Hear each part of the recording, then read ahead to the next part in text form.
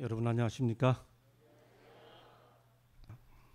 얼마 전 사자떼가 먹이를 사냥하는 영상물을 본 적이 있습니다.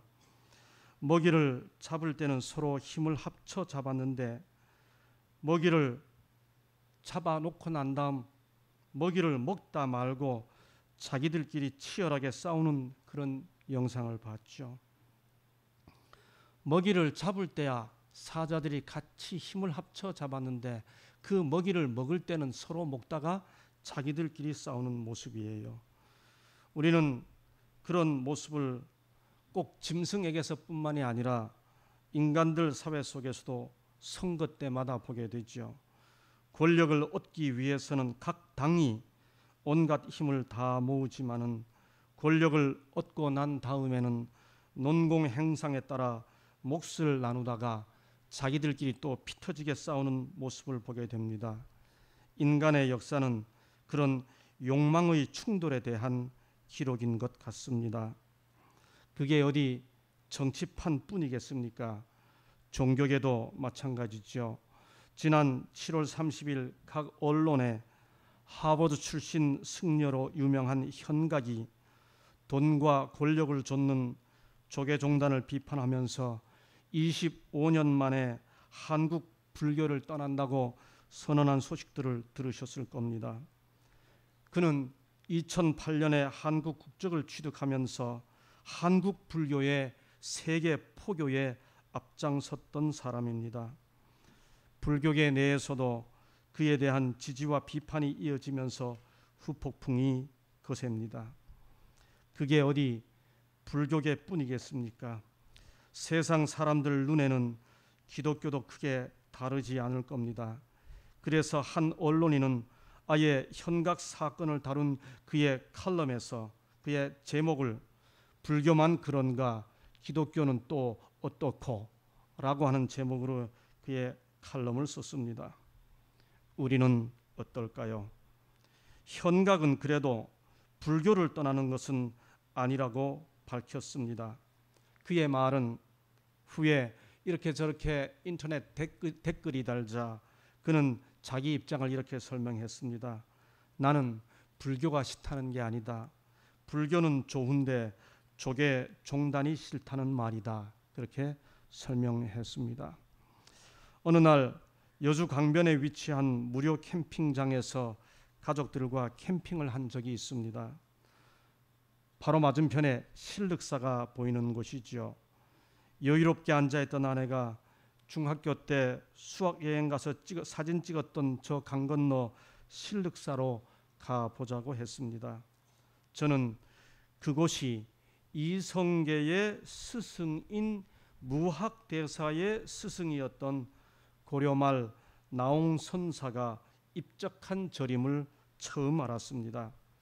그 신륵사에서 입적한 나홍선사가 쓴 유명한 시가 있죠. 청사는 나를 보고 말없이 살라 하고 창공은 나를 보고 티없이 살라 하네. 여기 좀 잘못 나왔습니다. 사랑도 벗어놓고 미움도 벗어놓고 물같이 바람같이 살다가 가라 하네. 청사는 바다는 나를 보고 청정히 살라 하고 대지는 나를 보고 원만히 살라 하네. 탐욕도 벗어놓고 성냄도 벗어놓고 물같이 바람같이 살다가 가라 하네. 참 좋은 시예요. 청사는 나를 보고 말없이 살라 하고 창공은 나를 보고 티없이 살라 하네. 사랑도 벗어놓고 미움도 벗어놓고 탐욕도 벗어놓고 성냄도 벗어놓고 물같이 바람같이 살다가 가라 하네. 불교가 생명과 구원을 말하지는 않습니다. 그러나 인간의 욕망과 탐욕의 굴레를 벗어나야 해탈과 열반에 이른다고 가르치지요. 그래서 비우라고 가르칩니다. 요즘 현장에서 무슨 질문을 하든 즉석에서 대답하는 방식으로 불교 대중 강연을 이끌고 가는 유명한 승려가 있죠. 법륜입니다. 그분의 그 증문즉설이라고 하는 강연을 들어보게 되면 오만 가지 질문이 다 나오는데 정말 즉석에서 정말 대답을 잘 하세요. 그런데 그 대답을 가만히 들어보면 무슨 질문을 하든 어떤 질문이 되었든 그 질문에 대한 그의 대답의 요지는 한마디로 압축하면 집착과 욕망에서 벗어나 자기를 비우라 라고 하는 것입니다. 성경은 욕심이 잉태한즉 죄를 낳고 죄가 장성한즉 사망을 낳느니라 라고 말하지요. 바꾸어 말하면 욕심이 없으면 죄가 없고 죄가 없으면 생명에 이른다는 겁니다. 결국 욕심에서 벗어나는 것이 생명에 이르는 근본 원리라는 거죠. 그런 의미에서 사랑도 벗어놓고 미움도 벗어놓고 성냄도 벗어놓고 탐욕도 벗어놓고 물같이 바람같이 그렇게 살자는 나홍선사의 가르침은 많은 울림을 줍니다. 다만 살다가 가는 것으로 끝나지 말고 살다가 아버지 계시는 본향으로 돌아가야죠. 그런데 인간의 탐욕이 본능적으로 기승을 부리는 순간이 언제일까요? 인간의 욕심이 그냥 본능적으로 팍 터져 나오는 순간들이 언제일까요? 제 아내가 지금도 가끔 자기 아래 동생, 제 손아래 처남에 대해서 이야기합니다. 그 처남이 참 착해요. 근데 그 어릴 때 엄마가 사과를 2개 주면 이렇게 쥐었다가 남동생이 쥐었다가 이렇게 주고 누나한테 줬다가 또 이렇게 보다가 딱 이렇게 바꾸고 이렇게 했던 그 어릴 때 이야기를 합니다. 예, 누구라도 그러죠. 사람의 욕심과 탐욕이 여러분이나 저나 다 마찬가지예요. 본능적으로 솟구치는 순간은 뭔가를 나누어야 하는 순간입니다. 분배의 순간은 인간의 탐욕이 본능적으로 작동하는 순간입니다. 그래서 인간이 만든 모든 조직은 그 분배를 어떻게 공정하게 하느냐, 소위 이 분배 공정성이 모든 조직을 유지하는데 ABC 원리입니다. 세상은 분배를 잘하기 위한 3가지 원리를 가지고 있습니다. 흔히 그 첫 번째 원리를 형평분배 원리라고 합니다. 일한 만큼 준다는 거죠. 이게 형평에 맞추었다. 투자한 만큼 시간을 투자하고 노력을 투자한 만큼 거기에 맞춰서 나눠준다. 이게 형평입니다. 두 번째는 평등분배입니다. 말이 어렵지만 개념은 쉬워요. 어떻게 했든 상관없이 다 구성원 모두를 똑같이 준다. 소위 연봉제도 같은 거죠. 평등분배입니다. 세 번째는 필요분배라고 합니다. 필요한 사람에 따라 필요 정도에 따라 나눠준다. 공정한 분배는 늘 어렵습니다.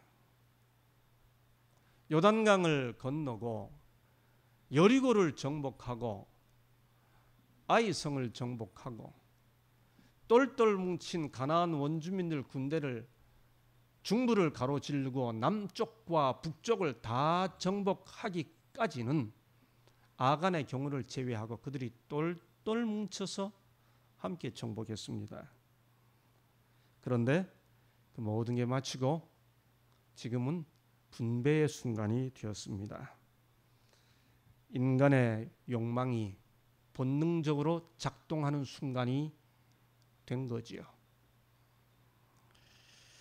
과연 하나님은 이럴 때 어떤 법칙으로 분배를 하셨을까요? 여호수아의 인도 아래 진행된 가나안 정복 전쟁이 그쳤습니다. 여호수아도 나이 들어 늙었습니다.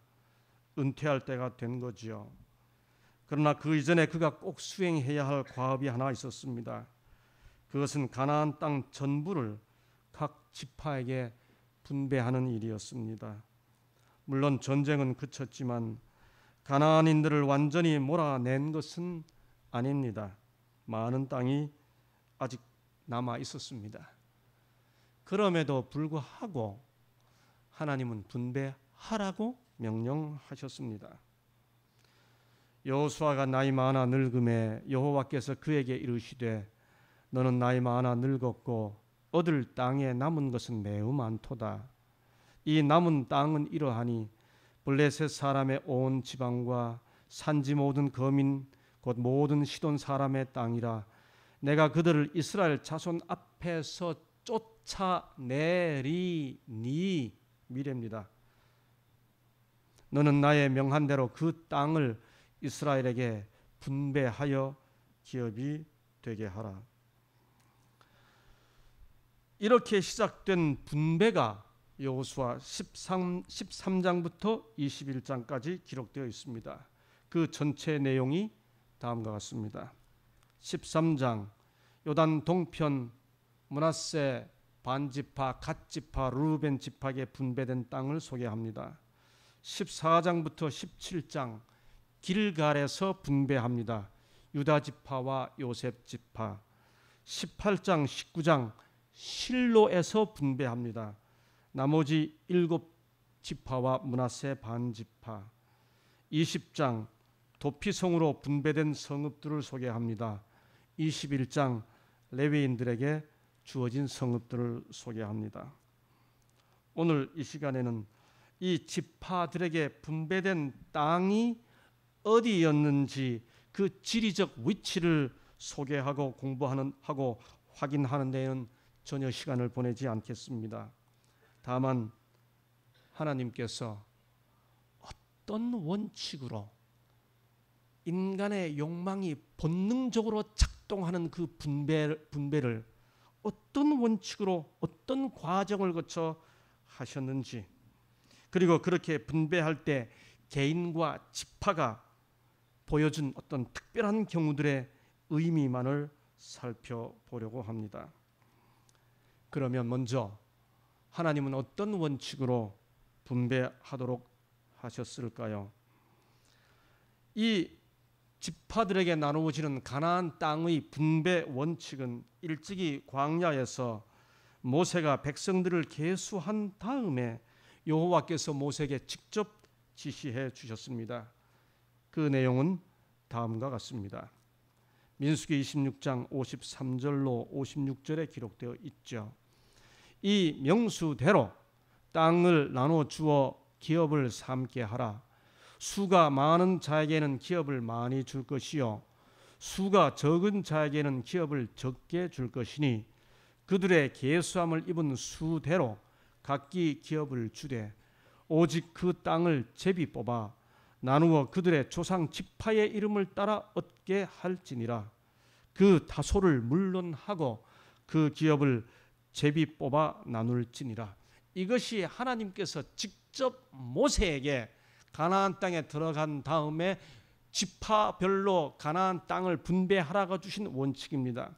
이 구절에 나타나 있는 분배 원칙을 두 가지로 구분하면 많은 자에게는 기업을 많이, 적은 자에게는 기업을 적게. 이게 첫 번째 원칙입니다. 두 번째는 다소를 물론하고 반드시 제비 뽑아 라고 하는 겁니다. 분배 방식은 반드시 제비 뽑기로 하되 분배는 인구 수에 따라서만 하라고 하는 원칙이 주어졌습니다. 제비 뽑기를 하는 것은 잠언 16장 33절의 말씀처럼 사람이 제비를 뽑으나 이를 작정하기는 여호와께 있다고 믿기 때문이고 인구 수에 따라서 하라는 것은 공평하게 하라는 것입니다. 주목해야 할 것은 여기는 누가 얼마나 전쟁에 기여했는지, 누가 얼마나 전사했는지 등등을 고려하라는 원칙은 없습니다. 여호수아는 이 명령 그대로 이 두 원칙을 지키며 분배를 합니다. 그런데 실제로 제비뽑기를 실행하려고 하면 고려해야 할 사항들이 참 많습니다. 왜냐하면 첫째는 제비뽑기 자체가 어떤 지파 순서대로 하라고 하는 명령이 없습니다. 제비뽑기를 하라는 말만 있지 누가 먼저 제비를 뽑으라는 방법은 주어져 있지 않습니다. 지파별 순서에 관한 지시사항이 없는 거지요. 그것은 여호수아가 판단해야 했습니다. 그래서 그는 여기 여호수아 13장부터 보면 제비뽑기를 시작하면서 먼저 므낫세 반지파 사람들에게 제비뽑기를 요단 동편에서 이미 기업을 받은 르우벤 지파, 갓 지파 그리고 므낫세 반지파 사람들에게 제비뽑기를 먼저 시킵니다. 예, 기업을 저쪽에서 이미 받았으니까 그 사람들 먼저 뽑게 해주는 건 아주 합리적입니다. 이어서 유다 지파와 요셉 지파를 제비뽑기 시킵니다. 그 장소가 길갈입니다. 지금 왜 무슨 근거로 이 유다 지파와 요셉 지파를 먼저 제비뽑게 했을까요? 그것은 야곱의 12아들에게 주어진 장자권 순서에 근거한 것입니다. 아시는 것처럼 르우벤이 장자입니다. 장자는 세 가지 권한을 가지고 있었습니다. 첫 번째는 제사권이죠. 두 번째는 상속받을 때 두 몫을 받아요. 세 번째는 메시아의 조상이 되는 권한을 가지고 있었죠. 그런데 그 르우벤이 창세기 35장 2절에 보면 서모 빌하와 통간하죠. 이후 야곱이 12아들에게 축복하면서 각각의 그 세 가지 특권을 아들들에게 다른 아들들에게 나누어 주죠. 역대상 5장 2절에 보면 메시아의 조상이 되는 권리는 유다에게로, 창세기 48장 5절에 보면 두 몫의 상속 권리는 요셉에게로, 그리고 제사장 권한은 레위에게로, 그렇게 르우벤 한 사람이 가졌던 세 가지 권한이 나뉘어집니다. 이 세 아들들에게 장자 권한이 나뉘어졌기 때문에 어차피 제사장 직분을 부여받은 레위는 기업 분배에서 제외되었으니 레위는 제껴놓고, 메시아의 조상이 되는 권리를 받은 유다와 두 몫의 상속 권리를 부여받은 요셉에게 여호수아는 제비뽑기를 먼저 시킨 겁니다. 그게 요한계시록 여호수아 13장, 14장, 15장, 16장까지 17장까지 기록되어 있죠. 뿐만이 아닙니다. 막상 분배를 하려고 하니 두 번에 걸쳐서 합니다. 첫 번째는 길갈에서 하고요. 두 번째는 여호수아 18장부터 보면 실로에서 합니다. 길갈에서 요단 동편에서 기업을 분배받은 두 지파 반과 유다 지파와 요셉 지파를 하고, 실로에서 나머지 지파들을 하죠. 왜 이렇게 기업 분배를 두 번에 걸쳐서 했을까? 두 번째 지파를 분배하기 전에 여호수아 18장에 보면 여호수아가 1차 때 하지 않은 일들을 시킵니다. 각 나머지 7지파와 므낫세 반지파 방백들을 불러 모아가지고 너네들이 가가지고 하나님께서 주시마 약속하셨던 각 기업을 다 둘러보고 그림 지도를 그려가지고 오너라 라고 합니다. 아마도 그것은 정확하게 더 분명하게 분배를 하기 위해서 그렇게 한 것으로 보입니다. 그래서 유대 역사가 요세푸스는 이때 여호수아가 사람들을 보낸 것은 어느 지역의 땅이 비옥한지 척박한지 토지를 평가하기 위함이었다고 기록하고 있습니다. 쓸모없는 땅은 넓어도 소용이 없기 때문이죠.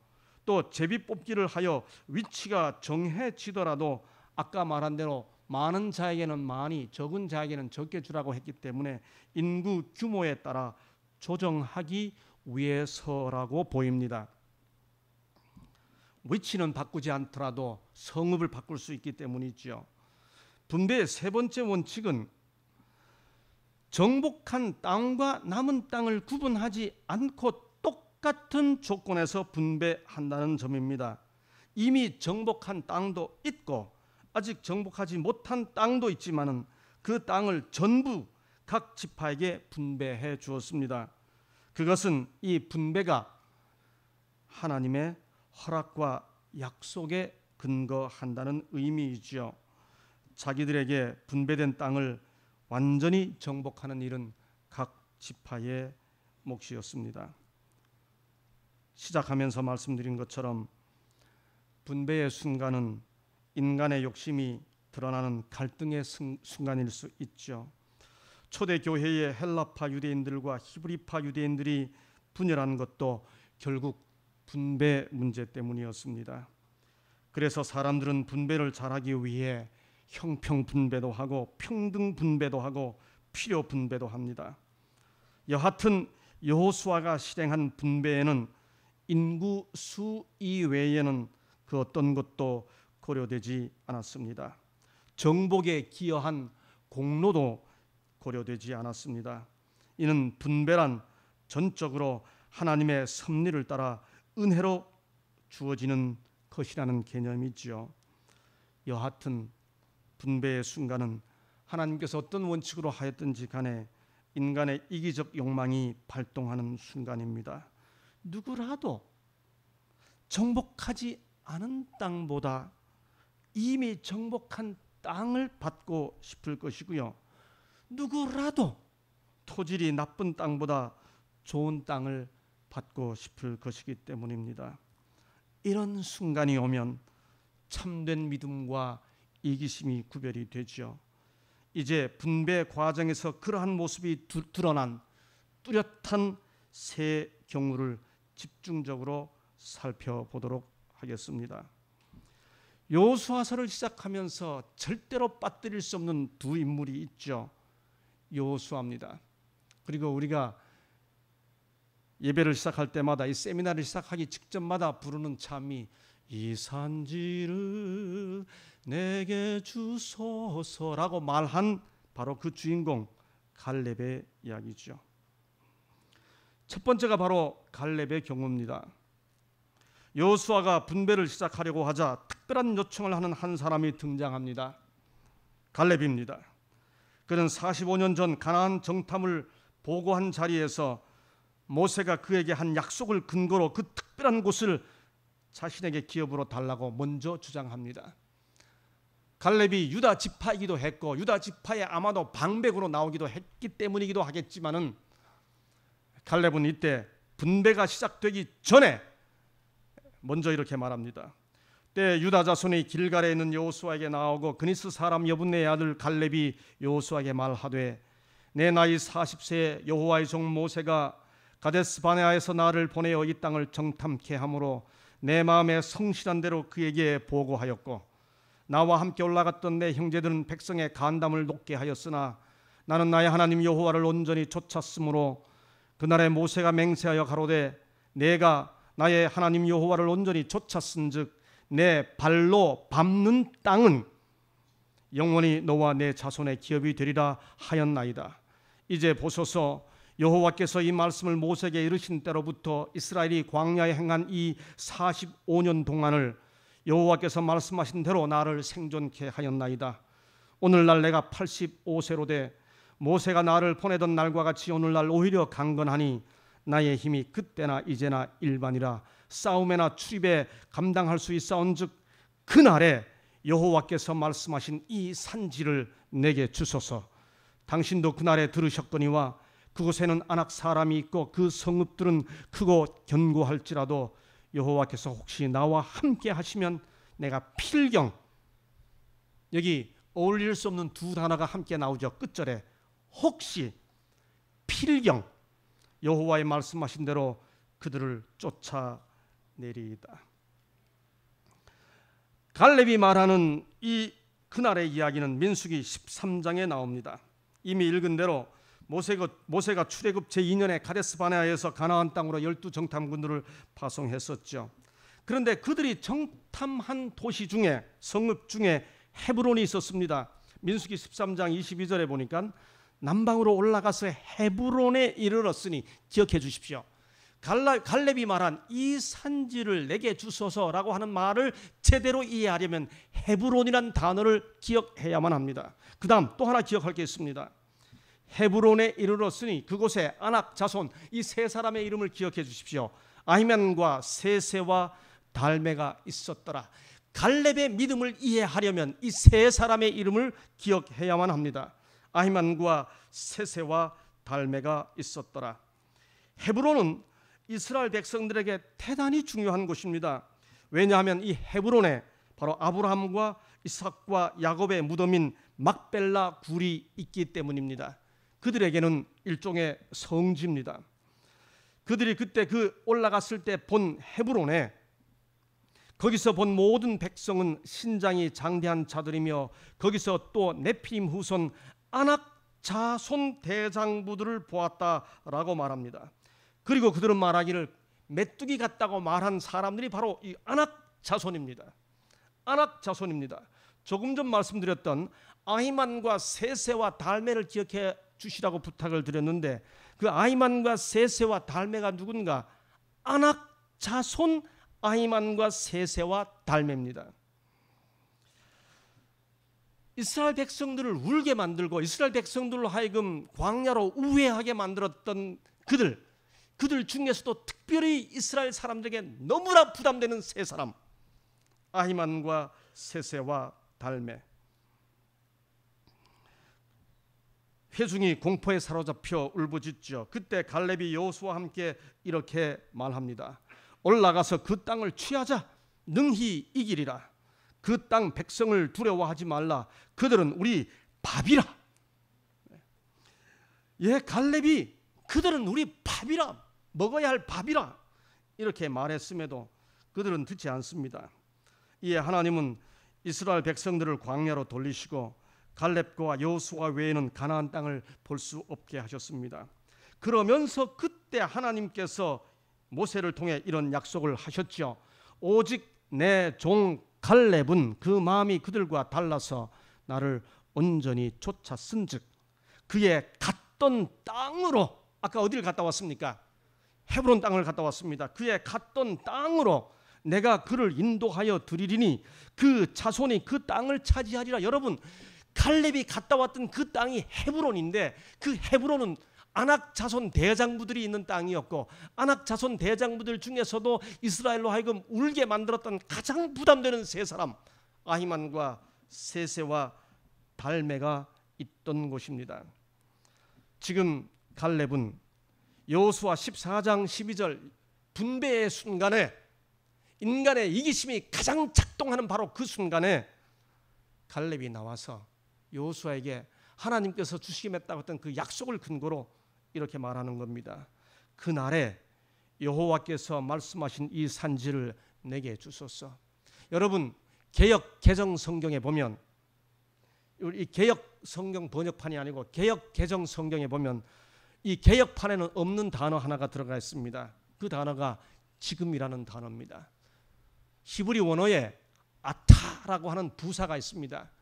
개역판에는 이 아타라는 히브리어 번역이 빠져 있습니다. 그래서 개역 개정판에는 지금이란 부사를 번역하여 넣었습니다. 사실 이 번역이 더 정확한 번역입니다. 여러분, 지금 갈렙은 무슨 이야기를 하는 겁니까? 그날에 약속하셨던 것을 지금 주세요. 이 두 개의 부사를 의도적으로 강조하면서 약속을 주장하고 있는 겁니다. 예, 그날에 약속하셨던 것 지금 주세요. 여러분, 이게 무슨 뜻입니까? 여러분, 이 산지가 어떤 곳입니까? 이 산지는 잘 보세요. 여호수아 14장 15절에 보면 헤브론의 옛 이름은 기럇 아르바라 이렇게 했습니다. 이 기럇 아르바라는 말이, 이 기럇이란 말이 토성입니다. 그래서 아르바의 도성입니다. 여러분, 그런데 그 다음 구절, 이어지는 구절을 보세요. 아르바는 헤브론의 원래 이름이 기럇 아르바예요. 서울의 옛 이름이 한성이었던 것처럼 이 헤브론의 원래 이름이 기럇 아르바인데 그 도시 이름이 왜 기럇 아르바였는가? 아르바는 아낙 사람 가운데 가장 큰 사람이에요. 이스라엘을 울게 만들었던, 공포에 떨게 했던 아낙 자손의 조상이 아르바인데, 그 다음 이어지는 구절을 보세요. 계속 보면 여호수아 15장 13절 14절을 보면 여호수아가 기럇 아르바 곧 헤브론 성을 달라는 대로 주었으니 아르바는 아낙의 아비였더라. 그리고 갈렙이 거기서 아낙의 소생 곧 세세와 아히만과 달메를 쫓아내었고라고 말합니다. 여러분, 그러므로 이 헤브론이라는 도시는 아예 원래 이름이 기럇 아르바예요. 그 아르바의 아들이 아낙이고 아낙의 소생이 아히만과 세세와 달메입니다. 그러므로 이 내용이 사사기 1장에 또 기록되어 있습니다. 그러므로 갈렙이 지금 말하는 이 산지라는 말은 단지 평지가 아닌 곳을 주세요, 거친 곳 주세요, 그런 뜻이 아닙니다. 지금 갈렙이 말하는 이 산지라는 이 말은 내가 밟았던 그 산지라는 말은 모두가 피하고 싶은, 모두가 두려워하고 그 몫이 내게는 오지 않기를 바라는 아히만과 세세와 달메가 있는 곳, 그곳을 내게 달라, 그 말입니다. 우리가 흔히 부르는 복음 송가 내용이 바로 이 갈렙의 고백을 담고 있죠. 주님이 다시 주신 땅으로 한 걸음씩 나아갈 때에 수많은 적들과 견고한 성이 나를 두렵게 하지만 주님을 신뢰함으로, 주님을 의지함으로, 주님이 주시는 담대함으로 큰 소리 외치며 나아가네. 이 산지를 내게 주소서. 그날에 주께서 말씀하신 지금 내가 주님의 이름으로 그 땅을 취하리니. 그때 갈렙의 나이가 85세였습니다.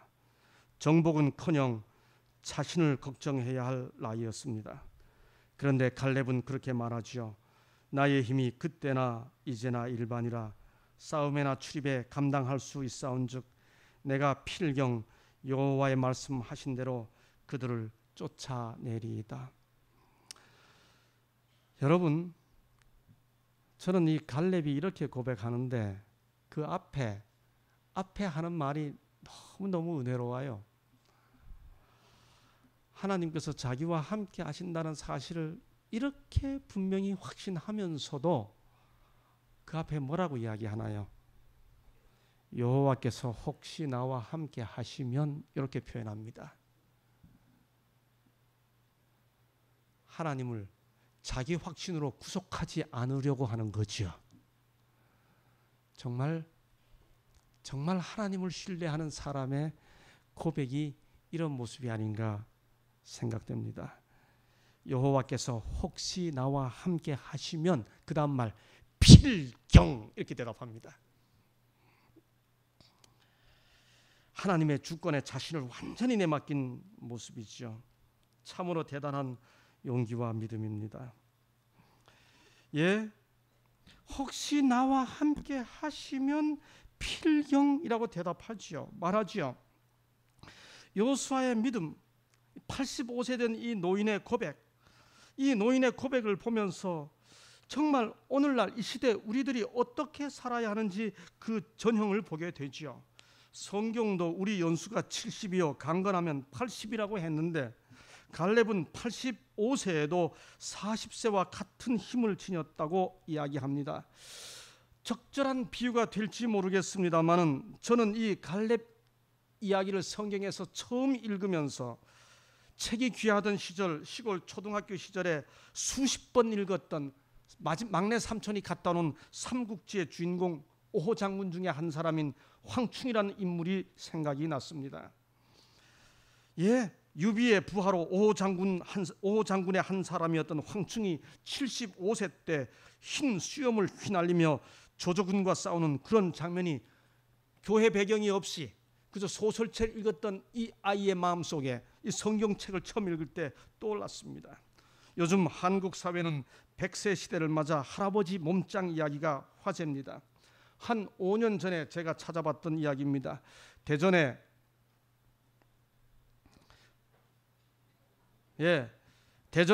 73세 이성무 할아버지, 한 7년 전 이야기니까 벌써 80세가 되셨겠죠. 이 할아버지 하루도 거르지 않고 운동하셔서 이 동네 40대 아줌마들이 이 할아버지 보고 꼭, 요즘 좀 낯간지러운 표현입니다만은 오빠라고 부른다고 신문에 났습니다. 예, 용산에 사시는 76세 조혜석 할아버지. 제가 이런 분들의 모습을 보면서 세상 사람들도 이렇게 노력하여 이런 건강을 갖고 힘찬 노년을 보내고 있는데, 갈렙의 건강과 용기를 보고 있는 우리 재림교회 어르신들의 노년 생활은 어떻게 해야 할지 도전이 되지 않을까 생각해 봅니다. 앞으로 수년 내로, 아니 이미 교회는 노령화가 되었습니다. 요즘 20대 청년들이 없다고 교회마다 난립니다. 역발상으로 고령화 시대를 맞아서 어차피 노인들이 갈렙처럼 청년의 마음과 청년의 건강을 유지한다면 나이 든 젊은 교회가 될 수 있지 않을까 생각해 봅니다. 어르신들, 늙었다고 한탄하면서 내 청춘 돌려도 뭐 그런 말 하지 마시고요. 믿음으로 건강과 젊음을 지켜서 청년처럼 생각하시고 청년처럼 사시면서 교회를 젊게 해주시기를 바랍니다. 네, 운동하시고 체력 관리하시면 스트레스도 풀리지요. 갈렙이 그렇게 한 것은 믿음과 건강이 있었기 때문이며, 동시에 자신의 모본으로 각 지파를 격려하여 하나님을 믿으면 어떤 무서운 적도 충분히 얻을 수 있다는 확신을 주기 위함이었습니다. 모두가 피하고 싶은 곳을 달라는 갈렙의 요청은 받아들여졌죠. 여호수아가 여분네의 아들 갈렙을 위하여 축복하고 보내지요. 여호수아가 여분네 아들 갈렙을 위하여 축복하고 헤브론을 그에게 주어 기업을 삼게 하였습니다. 과연 갈렙은 45년 전 자신이 고백했던 그대로 아낙 자손들을 정복하지요. 토지 분배에 있어서 갈렙과는 전혀 다른 정신을 드러낸 사람들이 있었습니다. 두 몫을 받게 되었던 에브라임과 므낫세의 후손들인 요셉 지파였습니다. 그들은 여호수아에게 나와 이렇게 말합니다. 여호와께서 지금까지 내게 복을 주심으로 내가 큰 민족이 되었거늘 당신이 나의 기업을 위하여 한 제비 한 분깃으로만 내게 주심은 어쩌미니까? 라고 말합니다. 여러분, 이 두 요셉 지파, 에브라임과 므낫세 지파는 이스라엘에서 가장 큰 지파였습니다. 특별히 에브라임 지파는 여호수아 자신이 속한 지파였습니다. 그들은 이런 이유로 여호수아에게 특별 대접을 받으려고 하지요. 그들이 제비 뽑은 곳은 가나안에서 가장 부요한 것이었습니다. 샤론의 비옥한 평원이 포함되어 있었죠. 그러나 아직도 많은 성읍이 정복하지 않은 채 남아 있었습니다. 그래서 요셉 지파는 여호수아에게 나와 지파가 크다는 이유로 몫을 요구하며 이미 정복된 영토에서 더 요구했습니다. 어쩌면 그들은 유다 지파가 받은 분깃과 비교하면서 그런 생각이 들었을 수도 있습니다.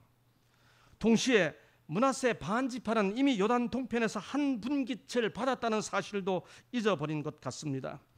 이기적인 욕망에 이미 받은 것은 잊어버린 거죠. 분배의 순간에 작동한 탐욕 탓입니다. 이 대답이야말로, 이 말이야말로 그들이 이렇게 말하자 여호수아가 이렇게 반응하지요. 내가 큰 민족이 되므로 에브라임 산지가 내게 너무 좁을진데 브리스 사람과 르바임 사람의 땅 삼림에 올라가서 스스로 개척하라. 여러분, 이렇게 말하자 이 에브라임 지파, 요셉 지파 사람들이 이렇게 반응합니다.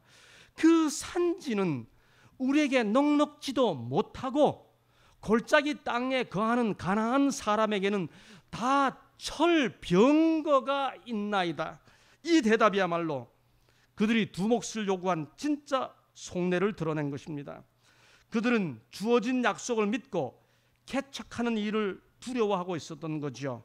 결국 용기와 믿음의 부족 탓이었습니다. 갈렙과는 정반대의 모습을 보이고 있는 겁니다. 어려운 일을 피하려는 그들의 마음을 알게 된 여호수아가 이 대답에 대해 다시 이렇게 대답합니다. 이스라엘의 하나님께서 능력으로 당신의 백성과 함께 하시리라고 보증하셨으므로 에브라임 사람들이 갈렙과 같은 용기와 신앙을 소유하였더라면 그들 앞에는 어떠한 원수도 설 수 없었을 것이다. 난관과 위험을 피하려는 그들의 명백한 욕망은 여호수아의 단호한 책망을 받았다. 내가 큰 민족이 되므로 에브라임 산지가 내게 너무 좁을진데 브리스 사람과 르바임 사람의 땅 삼림에 올라가서 스스로 개척하라라고 말합니다. 여러분, 이런 에브라임 지파 사람들은 그 이후 사사기에 건너가봐도 계속해서 이런 모습을 보여줍니다. 왜 이런 명백한 욕망을 가지고 있었나요? 우리는 크다는 거예요. 우리는 대접받아야 한다는 겁니다. 그래서 사사기 시대로 건너가서 기드온에게 이렇게 말하죠. 내가 미디안과 싸우러 갈 때 우리를 부르지 아니하였으니 우리를 이같이 대접하면 어찌미뇨? 이렇게 말합니다. 다시 입다에게 이렇게 말합니다. 내가 암몬 자손과 싸우러 건너갈 때 어찌하여 우리를 불러 너와 함께 가게 하지 아니하였느냐? 이렇게 말한 사람들이 다 에브라임 지파 사람들입니다. 이것은 모두 진짜 희생하며 싸우겠다는 것이 아니라 대접받지 못했다는 자의식에서 나온 말이죠. 쉽게 말하면 텃세의식입니다. 여호수아는 자기 지파 사람들의 동기를 간파하고 그들을 향해 두 번이나 스스로 개척하라고 말합니다. 리빙스톤 박사가 아프리카에서 일하고 있을 때 몇몇 친구들로부터 다음과 같은 편지를 받았습니다. 우리는 자네에게 사람을 몇 명 더 보내고 싶네. 자네가 일하는 지역으로 가는 좋은 길을 알아놓았나? 거기에 대해 리빙스톤이 이렇게 대답했다 그러죠. 이곳까지 오는데 길이 있어야만 오겠다는 사람들이라면 나는 사양하겠네. 나는 길이 없어도 오겠다는 사람을 원하네.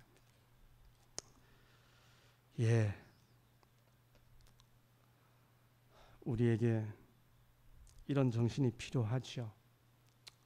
말씀을 준비하면서 저도 정말 기도 많이 했습니다.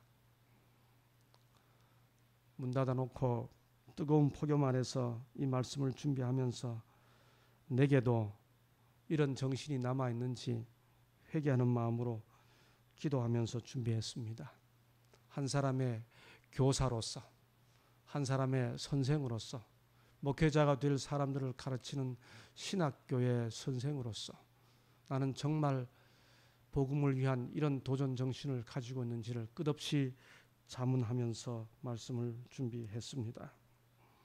저도 이런 도전과 개척 정신을 정말 잃지 않고 싶습니다. 이미 있는 것을 더 받으려는 요셉 지파 사람들의 생각은 갈렙의 정신과는 완전히 배치된 생각입니다. 우리에게도 요셉 지파 사람들처럼 이미 이루어진 것에서 내 몫으로 더 취하려는 약한 마음보다 하나님이 약속하신 것을 향해 도전하며 개척하는 믿음이 필요합니다. 마지막으로 여호수아의 모본입니다. 이스라엘 자손이 땅 나누기를 마치고 여호수아에게 기업을 주었으되 곧 여호와의 명대로 여호수아의 구한 성읍 에브라임 삼지 딘낫세라를 주매 여호수아가 그 성읍을 중건하고 거기 거하였더라. 여호수아의 이런 모습은 정말 우리에게 감동을 줍니다. 첫째, 그가 요구를 제시한 순서가 감동을 줍니다. 좀 전에 읽은 본문의 말씀대로 그는 모든 이스라엘 지파를 위한 기업의 땅 분배가 마친 다음에 마지막으로 자신의 기업을 구하였습니다. 이런 순서 자체가 여호수아의 아량을 보여주는 거죠. 정복한 땅을 제일 먼저 취하는 대신에 모든 백성들이 다 분배받기까지 자기 요구를 연기한 여호수아의 고상한 인격과 무아적 정신이 참으로 아름답습니다. 인생에 너무나 많은 문제들이 남이 먼저 하도록 양보하지 않아서 발생이 되죠. 문에서도 길에서도 양보하지 않는 사람들 때문에 싸움이 생깁니다. 양보하지 못하는 것은 양보하는 자가 손해보거나 지는 것이라고 생각되기 때문이죠. 그러나 양보는 내 마음을 평안하게 하고 다른 사람에게 기쁨을 주며 공동체의 화평을 가지고 옵니다. 양보의 축복에 대해 설명하는 옛날 초등학교 국어 교과서에서 본 그림 이야기가 생각납니다. 두 마리 염소가 작은 다리 위에서 만나지요. 다리가 좁아 옆으로 지나갈 수가 없습니다. 서로 먼저 가려고 머리를 맞대고 밀기 시작합니다. 그러다 보니 모두 다리 밑으로 떨어질 지경이 되었죠. 그때 한 편이 양보해서 무릎을 꿇고 엎드리자 다른 쪽이 그 위를 타고 넘어갑니다. 두 염소는 모두 안전하게 자기 목적지까지 가게 되죠. 우리가 섬기는 교회에서 이렇게 양보하며 행복하게 살았으면 좋겠습니다. 두 번째, 그가 자신의 요구를 제시한 방식이 우리에게 감동을 줍니다. 이스라엘 자손이 그 경계를 따라서 기업의 땅 나누기를 마치고 여호수아의 구한 성읍 에브라임 산지 딥낫세라를 주매 성경은 분명히 그가 자기 기업을 백성들에게 구했고 백성들은 그에게 기업을 주었다고 말합니다. 이것은 그가 백성들의 동의와 승인 없이는 어떤 기업도 취하려 하지 않았음을 나타냅니다. 평생을 하나님의 백성들을 위해 모든 것을 바친 그였지만은 그는 결코 그 모든 것은 개인 것이 아니었기 때문에 마지막에는 백성들에게 구할 뿐이었습니다.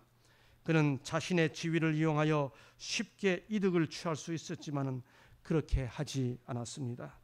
그는 사람들이 끊임없이 노출될 수 있는 유혹, 곧 사사로운 욕망을 취하려는 유혹을 피하였습니다.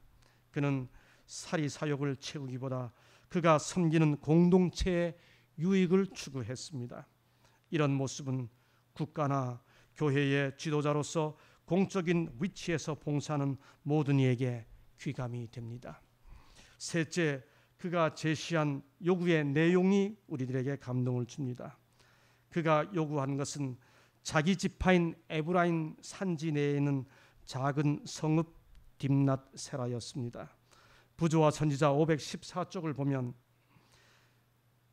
갈렙처럼 그에게도 기업에 관한 특별한 약속이 주어져 있었습니다.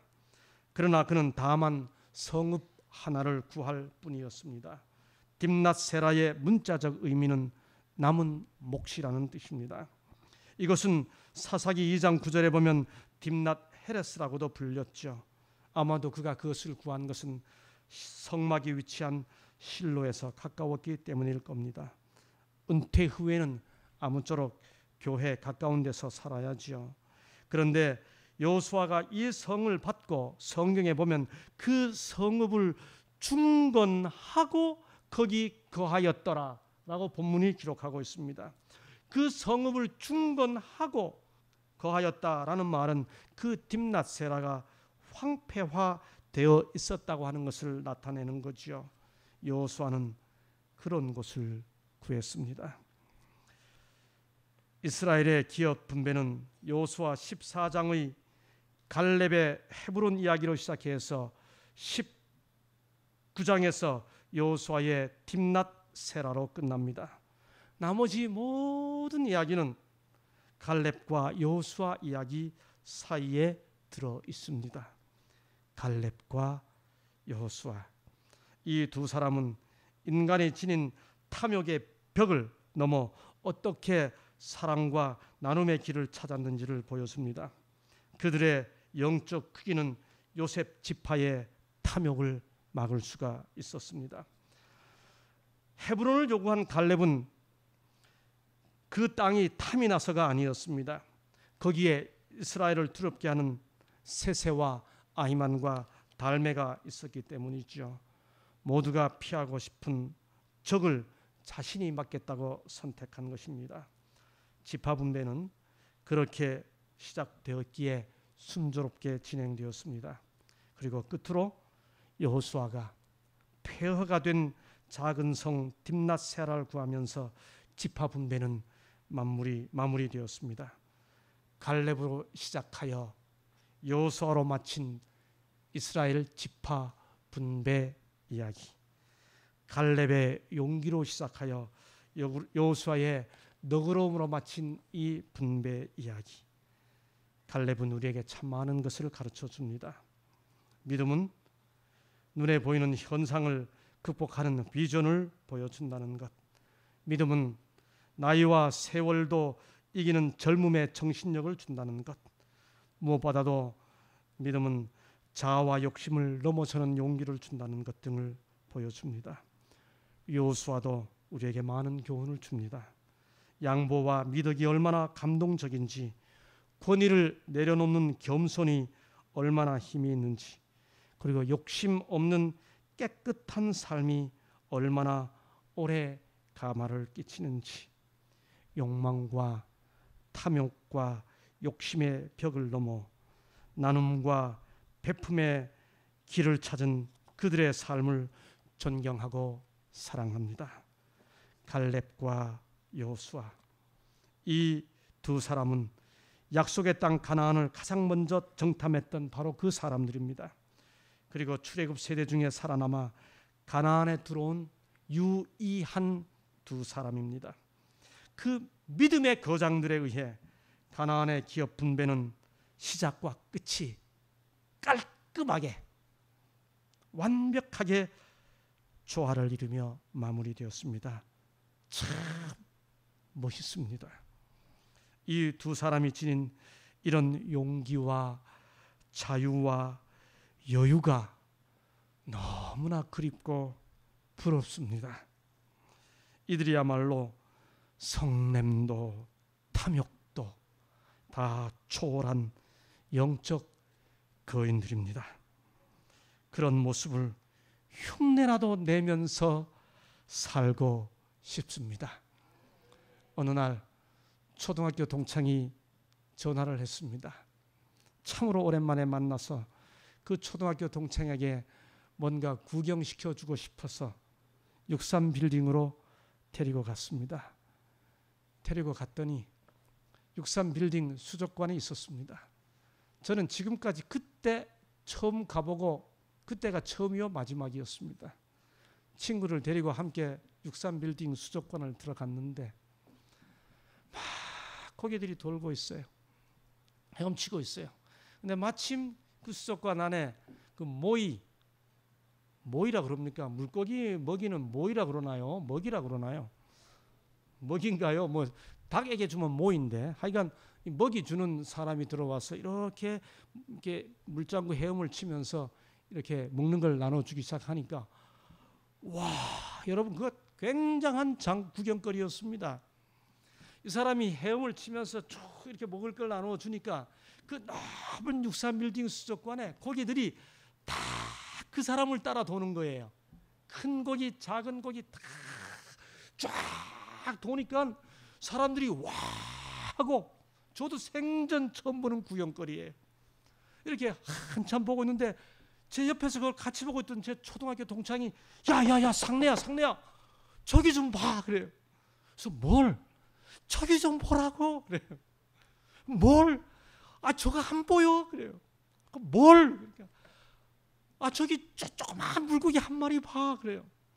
보니까 그 친구가 가리키는 곳을 보니까 여러분 그 수족관 안에, 그 큰 수족관 안에 모든 물고기가 그 사람을 따라서 이렇게 돌고 있는데, 한 조그만 물고기, 손가락보다 작은 요 조그만 물고기 한 마리가 우리 뵙고 저쪽에서 그 사람과는 아무 상관이 없다는 듯이 반대로 유유자적하게 이러고 돌고 있어요. 야, 저놈 진짜 웃긴다. 다 도는데 지가 뭐라고 저렇게 반대로 돌고 있냐? 거기까지는 괜찮은데요, 이 친구가 저놈 진짜 웃긴다 한 다음에 그 다음 하는 말이 저를 자빠지게 만들었습니다. 야, 저놈 진짜 웃긴다. 저놈 꼭 안식교인 같다. 그렇게 말하는 거예요. 여러분, 그런데 저는 그 말, 그 친구가 그날 했던 그 말이 전혀 기분 나쁘지 않았습니다. 아주 기분 좋게 들렸습니다. 그 친구가 저를 보고 무슨 인상을 받았는지 모르지만은 우선 물고기가 조그만하잖아요. 그러니까 참 적다고 생각했는지 모르겠어요. 온 세상 온 물고기가 다 먹고 살겠다고 다 저쪽 따라가고 있는데 자기 혼자 뭐 잘났다고 먹이하고 상관없이 반대로 돈다는 거예요. 그 친구가 아는 안식교인은 저뿐입니다. 저는 그 말이 기분 나쁘지 않았어요. 아, 세상과 상관없이 세상과 초연하게 산다는 인상을 내가 내 친구에게 줬구나. 맞아요. 세상이 다 그렇게 욕심내고 탐욕내고 뭔가를 얻어먹겠다고 따라갈 때 마치 그것과는 상관없이 먹기 위해 사는 것이 아니라 살기 위해 먹겠다고 초연하게 반대로 돌고 있는 조그만 물고기 같은 존재, 그러나 자유한 존재, 얼마나 멋있어요.